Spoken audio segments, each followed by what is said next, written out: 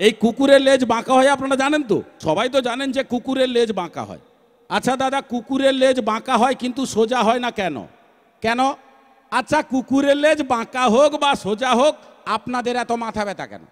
আপনারা জানেন সারা পৃথিবীতে যত পশু আছে সব থেকে বেশি টেনশন এই কুকুরের। তাহলে বলবেন কেন? দাদা একটু খেয়াল করে দেখবেন, একটা কুকুর সকাল থেকে সন্ধে পর্যন্ত কতজনের কাছে মার খাচ্ছে, কত রকমের, সব স্টাইলের মার। এখন তো আবার 2024, সব স্টাইলের মার। কেউ লাঠি দিয়ে, আবার কেউ যেতে যেতে পায়ে, আবার কেউ ডোকা দিয়ে, অনেক ব্যাপার। দাঁড়া, চশমাটা খুলি, এ কুত্তার ব্যাপার তো গন্ডগোল হয়ে যাবে। তবে একটু খেয়াল করে দেখবেন, এই কুত্তার সব থেকে বেশি টেনশন কখন হয় দেখবেন, লক্ষ্য করে অন্যান্য জেলা থেকে যখন আমাদের গ্রামে হাতি প্রবেশ করে, কত কুকুর কত হাতির কাছে মার খায়। আর সেই পরিস্থিতিটা কিভাবে হয় এখন একটু আপনাদের কাছে বলে নিই। অন্যান্য জেলা থেকে যখন আমাদের গ্রামে হাতি প্রবেশ করে, তখন আমাদের গ্রামের কুকুরের পরিবেশটা কিভাবে হয়। একটা গ্রামে তো অনেক রকমের কুকুর দেখা যায়, তার মধ্যে নেড়ি কুত্তা মার্কেটে বেশি চালু, যেখানে যাবেন পেয়ে যাবেন এই নেড়ি কুত্তার আওয়াজ। ইয়ে দাদা, এই নেড়ি কুত্তার আওয়াজ কিভাবে? হাতি এলো তাকে দেখে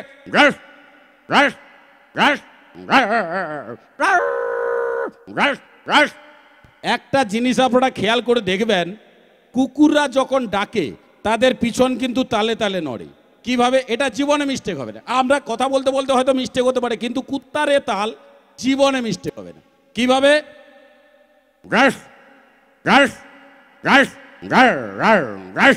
এটা জীবনে মিস্টেক হবে না। আর একটা কুকুর আছে খুব রাগী, রাস্তার টার্নিংয়ে শুয়ে থাকে। আমার বন্ধুরা অনেকে বলি এটা মনে হয় ভিলেন কুত্তা, বেশ রাগী। তো সেই রাগী কুত্তার আওয়াজটা কিভাবে হয়?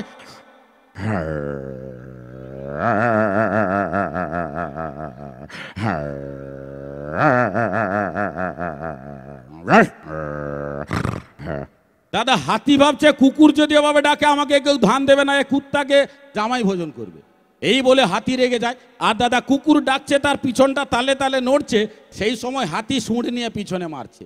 তার পরিস্থিতি কিভাবে হচ্ছে একটু খেয়াল করে দেখবেন। কুকুরের যতটা সাহস ততটা ভয়, মানে 2 হাত এগিয়ে যাবে, 4 পা পিছিয়ে আসবে।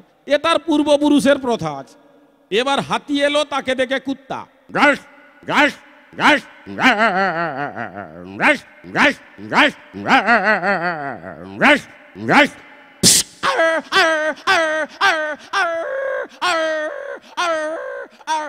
20 বিঘা দূরে সে হাতির কাছে কুত্তা জীবনে আসবে না।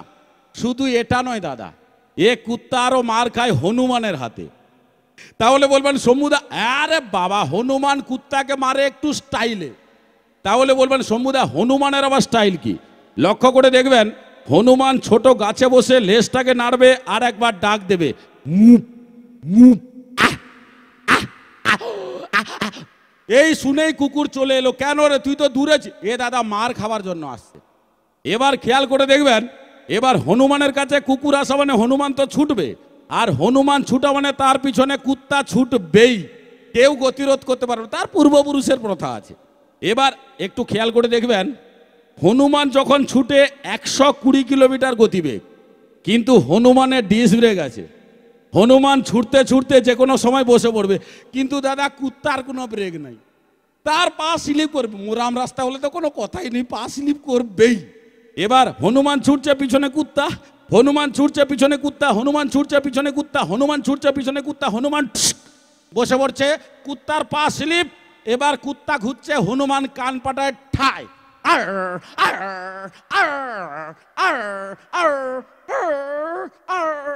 20 বিঘা দূরে 7-8 পুরুষ সে হনুমানের কাছে আসবে না। কত টেনশন! যদি ভালো লেগে থাকে তাহলে এই কুত্তার জন্য একটু হাতের তালি, কুত্তার জন্য বলছি, সরি, এই কুকুরের এপিসোডের জন্য একটু হাতের তালি। থ্যাংক ইউ, অসংখ্য ধন্যবাদ জানাই আপনাদের সবাইকে। আর সুন্দর সহযোগিতায়, সুন্দর হাতে সুন্দর অনুষ্ঠানে একের পর এক গান, সুপারের ডান্স, তার মধ্যে